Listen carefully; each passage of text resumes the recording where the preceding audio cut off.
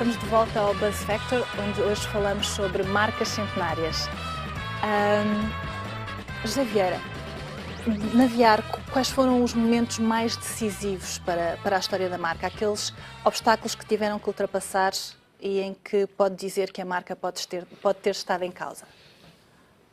É assim, ao longo de 100 anos, ou mais de 100 anos, naturalmente que existem períodos de maiores ou menores dificuldades. Naturalmente que eu, se calhar, eu reporto-me ao momento quase que atual, há uns anos atrás, que eu acho que isso, efetivamente, esse foi um momento decisivo, em que...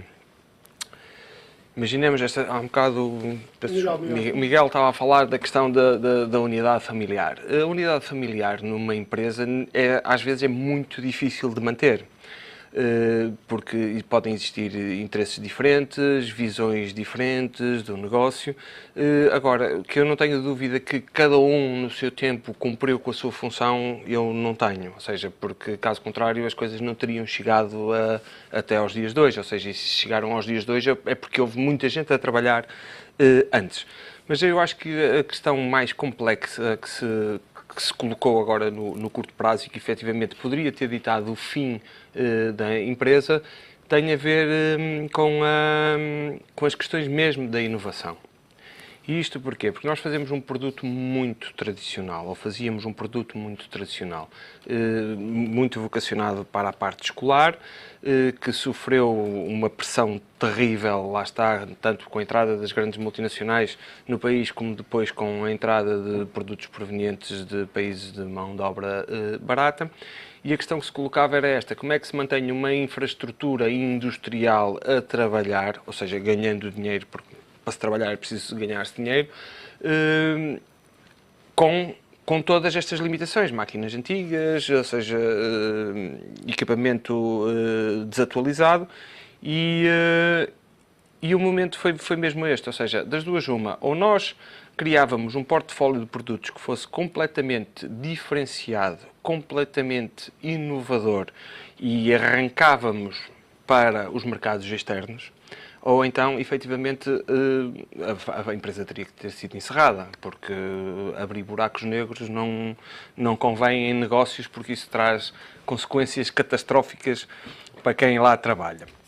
E isso obrigou-me, ou seja, a mim e à Ana, que é a minha esposa, a adquirir a empresa em maio de 2011, num momento em que entrou a Troika em Portugal, num momento em que coisas tipo edifícios deixaram de valer dinheiro, que era uma coisa importantíssima nas avaliações bancárias, ou seja, pura e simplesmente deixaram de valer dinheiro, e a opção era das duas uma: ou a empresa encerra a tempo e horas, que é para se poder pagar os compromissos e as responsabilidades, ou então, efetivamente, nós avançávamos e adquiríamos e comprávamos a empresa.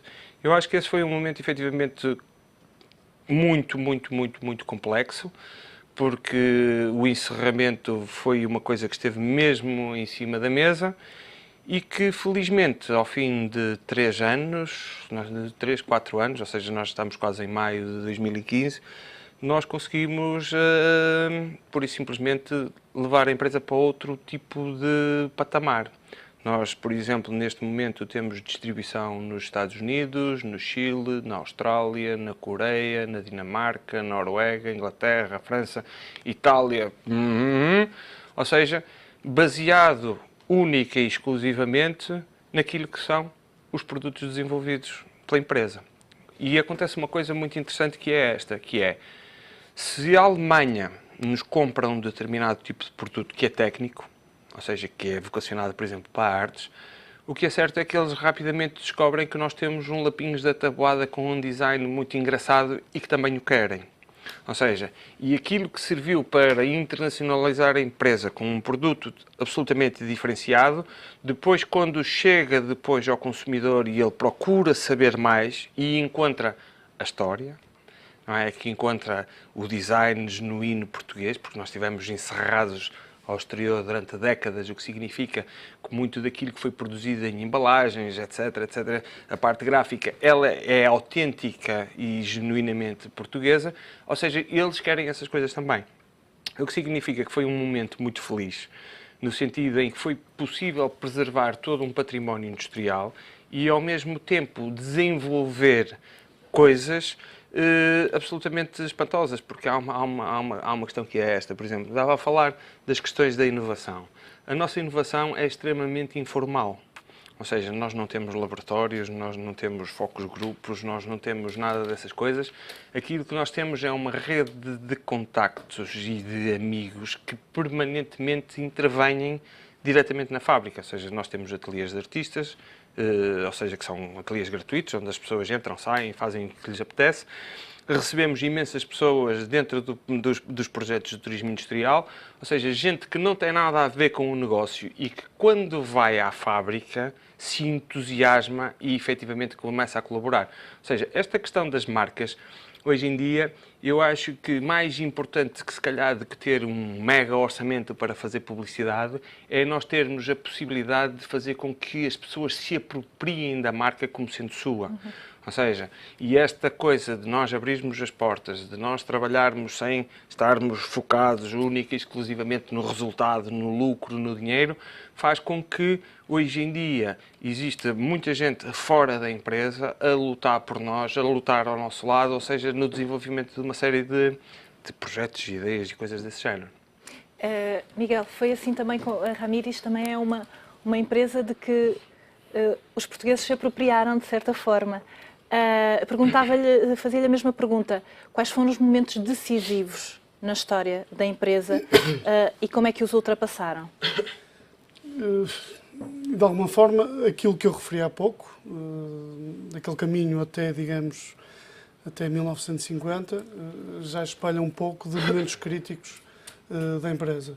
Por exemplo, na Segunda Guerra Mundial, na Primeira e na Segunda Guerra Mundial, nós tínhamos 100 e poucas fábricas de conservas em 1910 ou qualquer coisa, e de repente passámos para 200 e muitas, e na Segunda Guerra Mundial tínhamos 400. O que é que isto fez?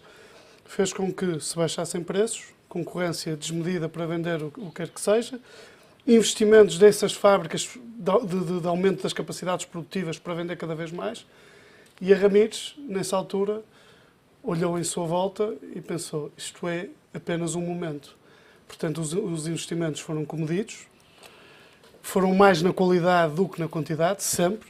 Digamos, toda a inovação e todo o investimento é feito sempre numa procura de uma melhor qualidade, uma melhor produção, e passou essa primeira fase, que eu julgo foram 30, 40 anos com as duas guerras mundiais, que esse bom senso de investir e de aumentar a capacidade produtiva com peso e medida fez com que a empresa também perdurasse até 1950 e, obviamente, sempre com uma preocupação de oferecer produtos de qualidade e não produtos de preço. Portanto, desde sempre se procurou fazer mercado. Depois, temos uma segunda fase de que há uma consubstanciação das marcas, há a compra de mais uma fábrica, há a construção de uma fábrica, da de Matosinhos, Peniche. Todos os momentos são fundamentais. Não havia um momento de parar para perceber se a continuidade da empresa estava em causa ou não? Eu vou-lhe ser muito sincera. Como é evidente, embora tenha muita da história da empresa na cabeça, durante o fim de semana dei uma passagem pela história da mesma.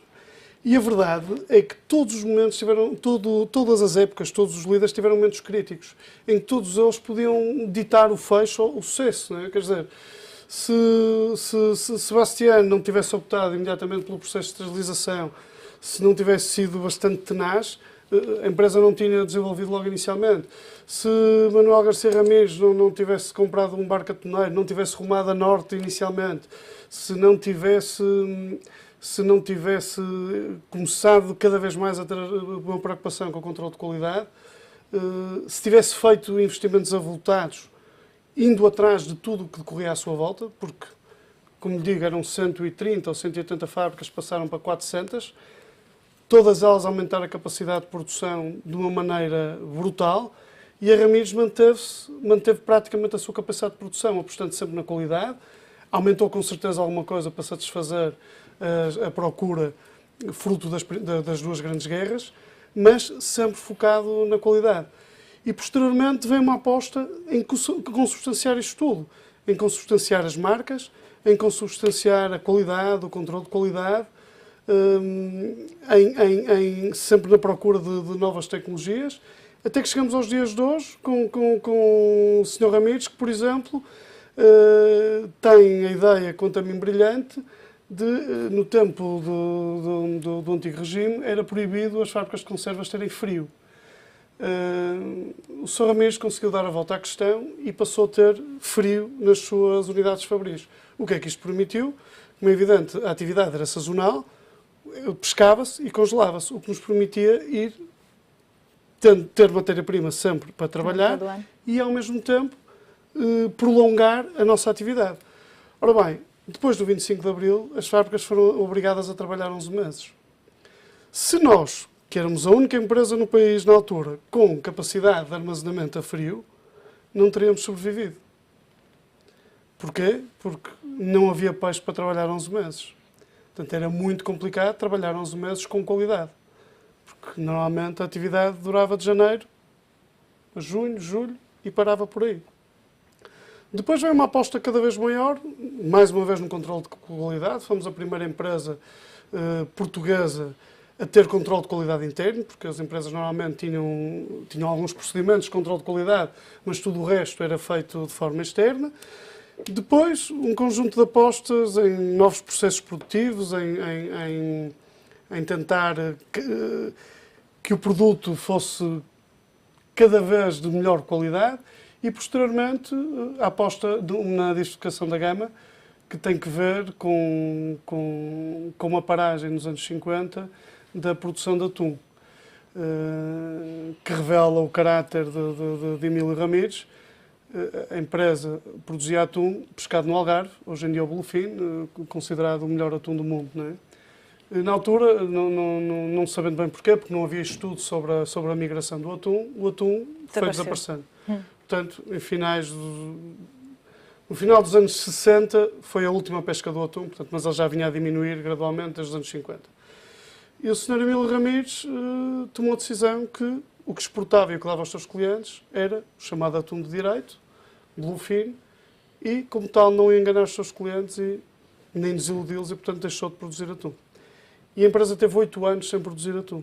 Até que o Sr. Manuel Ramires, atual proprietário da empresa, disse, bem, nós, se colocarmos na lata que é atum em posta, que já não é o atum de direito, e se diversificarmos a gama, com certeza que vamos ter novos mercados e que vamos ter uma nova pujança, e assim foi. E daí partiu-se também para um grande foco da alimentação saudável. A Ramires tem uma preocupação muito grande, desde há 15 anos que adotou o slogan da alimentação saudável, porque importa dizer isto, que há muita gente que ainda pensa que uma conserva tem aditivos, e uma conserva é um produto 100% natural. E os peixes com que trabalhamos, o atum, fundamentalmente o atum a cavalo e a sardinha, são peixes ricos em ômega 3 e muito saudáveis, ricos em nutrientes e proteínas, ricos em vitaminas B1, B2, cálcio, potássio, ferro, cobre. E daí uma senda de oferecer cada vez mais uma gama de produtos diversificada ao consumidor, em que ele possa não ficar cingido ao atum e à sardinha, mas um conjunto de gamas. E vocês sentem que a marca Ramires é uma marca, como dizia o José, é uma marca de que os portugueses se apropriaram, é uma marca que faz parte da identidade, sobretudo portuguesa, mas sobretudo da região onde se implementaram depois de virem do Sul, da região de Matosinhos. Sentem esse carinho do consumidor por esta marca que... Sinceramente, sentimos, e inclusivamente no exterior. Eu, quando iniciei as minhas viagens a feiras e a visita de clientes internacionais, fiquei absolutamente surpreendido e diria até estarrecido com a notoriedade e reconhecimento da marca. Independentemente de serem clientes ou não. Ramires, de que empresa que é? Ramires. Ramires. Mas não, nunca trabalhei, mas já ouvi falar, ou trabalhei, ou o meu avô trabalhou, ou o meu tio consumia. E não só Ramires, como outras marcas que a empresa tem, em que por vezes somos surpreendidos com reações emocionais à marca fenomenais. Ainda há pouco tempo nós temos uma marca que é a Queen of the Coast, numa feira nos Emirados Árabes e outra aqui em Portugal, apareceram pessoas de origem nigeriana. Uma delas lacrimejou ao olhar para a marca e ficou parado. Eu julgo que ele nem ia ao stand, não estava interessado em conservas, ia a passar e ficou parado em frente à marca. E nós fomos naturalmente perguntar se precisava de alguma coisa e depois sentou-se e contou-nos a história, porque disse que passou a infância dele e a adolescência, era grande parte da sua alimentação e que tinha um carinho enorme pela marca. O grande património destas marcas é também essa ligação emocional ao consumidor. Acontece o mesmo com a Topázio? Acontece. A Topázio tem uma ligação muito forte à maior parte dos consumidores portugueses. Muitos conhecem-nos pelos talheres. Quando eu comecei este projeto na Topázio, as pessoas diziam, não sei o quê, Topázio, os talheres, a minha mãe ofereceu-me, o meu padrinho ofereceu-me, e depois há aqueles que até nos odeiam um bocadinho porque dizem, eu quando era miúdo queria brinquedos e davam-me talheres da Topázio. Pronto. Mas a verdade é que eles nos reconhecem como isso, fizemos parte da vida deles desde sempre. Porque era a salva em casa da avó, porque era o serviço de chá em casa do tio, porque era o faqueiro que a mãe ofereceu, porque era a concha de batismo com que for a família toda batizada, porque era a vela da primeira comunhão, enfim, pelos mais diversos motivos, a Topázio tem estado presente na vida de muitos portugueses e, portanto, há um carinho e há um reconhecimento pela marca que se revela. Por exemplo, nós agora abrimos uma loja em Lisboa, nunca tínhamos tido um ponto de venda nosso em Lisboa, que nasceu como sendo um showroom, não nasceu para ser um ponto de venda ao público, nasceu para ser um showroom para clientes, etc. Acabamos por ter imensa gente a entrar e um bocadinho isto que estava a dizer, a olhar para as peças e dizer em casa da minha avó havia isto. Outro dia aconteceu-me com esta pulseira no comboio. Eu estava parada no comboio com isto em cima do trolley e estavam duas senhoras atrás que diziam, já viste aquela pulseira? Elas deviam ser um bocadinho surdas, porque falavam alto. Já viste aquela pulseira? E a minha mãe tinha uma, eu gostava tanto de saber onde é que isto se compra. E, portanto, as pessoas reconhecem as peças e muito das coisas antigas que nós vamos buscar, às vezes, aos arquivos que temos, relançamos e têm sucesso por isso. Nós temos também aqui uma boleia da marca, da moda do vintage, não é? O vintage ajuda-nos porque nós passámos da altura onde era tudo barroco, tudo rococó nas nossas casas, para a altura onde era tudo lisinho, não há nada, tudo muito slick, muito nórdico, muito pronto. E de repente as pessoas começam a sentir falta de algum conforto. E quando agarram numa peça deste tipo e põem em cima de uma mesa, muda completamente o ambiente da casa, o ambiente da mesa, etc. E, portanto, estamos a conquistar, é muito engraçado que nós temos uma franja de consumidores que são pessoas mais sabedoria, e depois temos um conjunto de pessoas novas que começam a ter algum poder de compra e que nos procuram e que procuram a nossa marca exatamente para dar esse toque à casa, sempre fazendo a ligação ao talher que a madrinha lhe dava nos anos e que o maçava, ou à concha do batismo, ou qualquer outra coisa. E como é que, em termos de marketing, se potencia este capital emocional da marca? Nós potenciámos na assinatura, que é Silver Stories, e portanto o que nós apelamos é que as pessoas construam histórias à volta da prata. E, portanto, que agarrem na prata que têm ou na prata que vão comprar, que percebam que a prata é eterna e, portanto, que quando eu compro um objeto de prata vai ficar para os meus filhos, para os meus netos, etc. E que ao fazerem isto, à volta da prata, construam histórias. E este tem sido o nosso desafio de comunicação, é passar a mensagem de que uma peça Topázio é um conjunto de memórias e não um objeto. E por isso nos assinamos Silver Stories exatamente com esta consciência de que as coisas passam de geração em geração e não é raro, por exemplo, aparecerem-nos para gravar na loja. É muito engraçado, ou velas de primeira comunhão, ou até de batismo, ou conchas de batismo, onde já têm gravado outros nomes e vêm-nos pedir para gravar mais. Portanto, é a concha da família, é a vela da família, é a salva da família, é o faqueiro, enfim, o que for. E, portanto, é um bocadinho por aí que nós temos puxado por esta ligação emocional. No caso da Luso, a comunicação é diferente, a comunicação é mais ampla. Nós estamos a falar de marcas que, por exemplo, não têm comunicação frequentemente em televisão. No caso da Luso, a Luso tem. Como é que trabalham também este capital de ligação emocional do consumidor à marca na comunicação que fazem?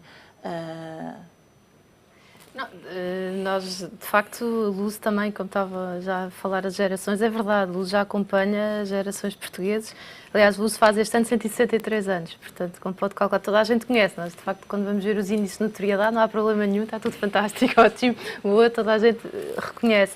E depois uma coisa muito boa é que, de facto, e há bocado estávamos a falar também do exemplo da Ramírez, é que quando nós fazemos focus groups, porque fazemos, é uma coisa que nós gostamos muito, é de ouvir os consumidores com regularidade.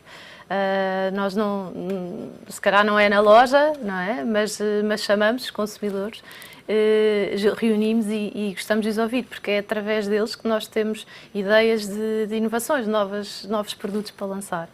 E de alguma forma, no caso da Água de Luz, nós são produtos de consumo diário, não é? Portanto, é importante estar sempre na mente dos consumidores. Portanto, esta comunicação que nós fazemos, esta envolvente, é importante também ser algo com regularidade, para ir acompanhar os tempos, ir acompanhando as novas necessidades, oferecendo novas coisas, comunicar, olhem, agora temos este produto novo que foi feito exatamente para vocês, portanto, não se esqueçam, experimentem. E se há uma coisa boa e positiva é que, de facto, o consumidor português gosta muito de experimentar coisas, adora experimentar coisas. Depois não quer dizer que adira, mas pelo menos vai e experimenta. Depois, se gostar, se ficar satisfeito, continua. Se não ficar, anda para trás. Mas isso é muito positivo. Acho que o consumidor português, não sei se as pessoas têm muita noção, mas é um consumidor que gosta de experimentar coisas novas. Portanto, isto. Não é um consumidor conservador. Não sei se é o consumidor, pelo menos gosta de experimentar, não quer dizer que depois às vezes não volte à origem. Mas é um consumidor que gosta muito de experimentar. Com as tecnologias é verdade, está sempre a falar, gosta de experimentar. Tem sempre o último iPhone, não posso fazer publicidade, peço desculpa, mas tem sempre o último telemóvel, tem sempre o último gadget da moda e, de facto, isso é muito positivo para nós, porque o nosso mercado,